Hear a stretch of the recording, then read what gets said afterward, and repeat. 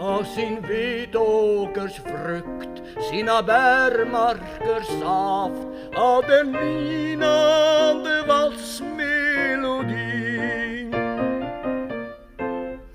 Se med livrockers väldiga skört på sin arm, hur han dansar var flicka på ballen varm, tills hon lutarlig vallmon på slokande skaft, så lycksalig en matt måd hans barn.